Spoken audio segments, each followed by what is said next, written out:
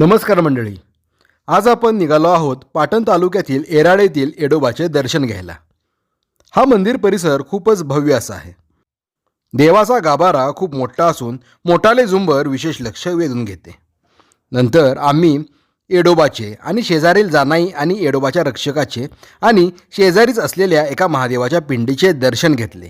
बोला येडोबाच्या नावानं चांग भलं. नंतर बाहेरील बाजूस जोगेश्वरी देवीचे एक मंदिर असून आज जाऊन आम्ही तिचे सुद्धा दर्शन घेतले.